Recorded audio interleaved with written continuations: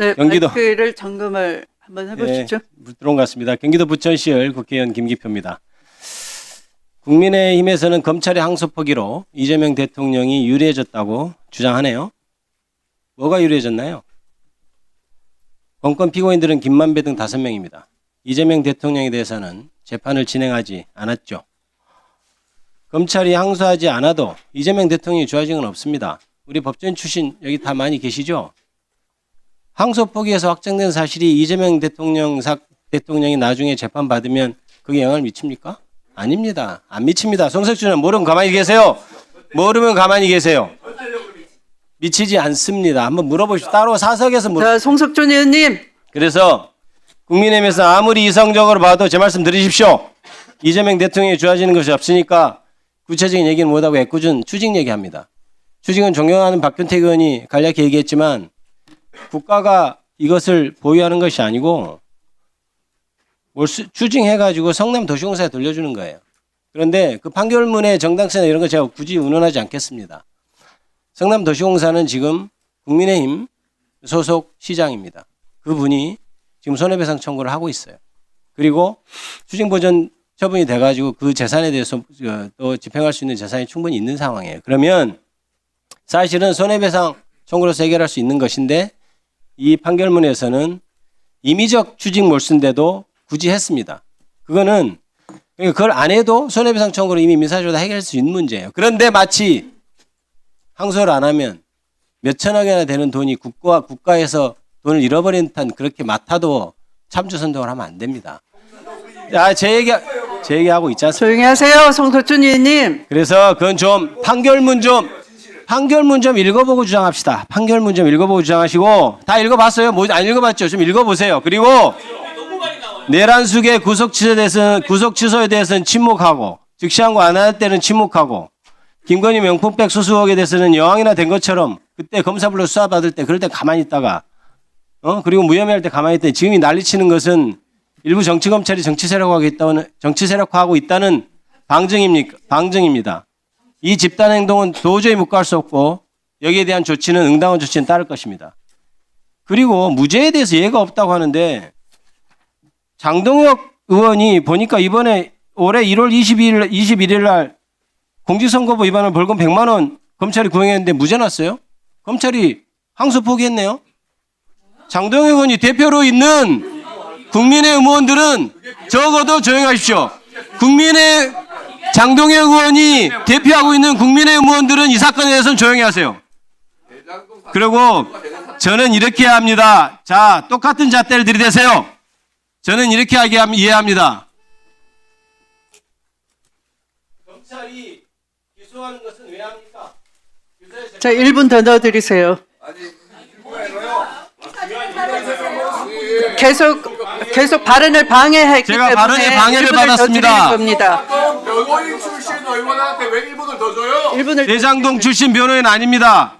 사실관계가 다릅니다. 출신한테 왜 1분 더 주냐고 대장동하고 관련 없습니다. 자, 조용히 하세요. 다시 한번 말씀드립니다.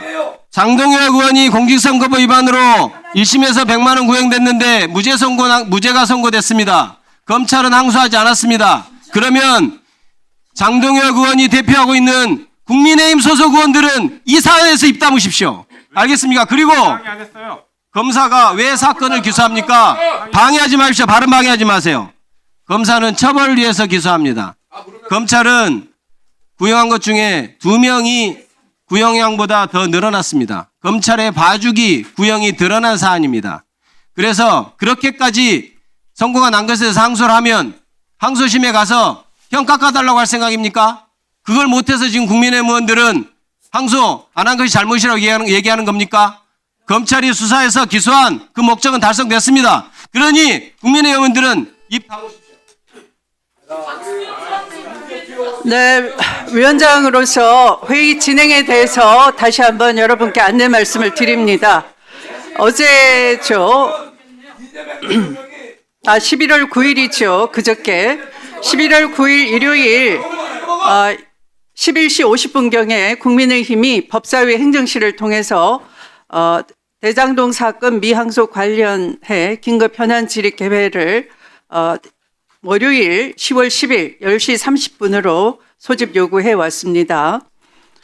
그러나 11월 10일 월요일은 더불어민주당의 전국 지역위원장 2025년도 워크숍이 1박 2일간 당 공식 행사가 미리 잡혀 있었던 관계로 이를 알려드리면서 11월 11일 화요일 16시 30분 가장 빠른 시간으로 개회 가능한 가장 빠른 시간으로 개회하자고 간사위원을 통해 안건과 일정 등에 관한 협의 절차를 밟아달라고 전달한 바 있습니다.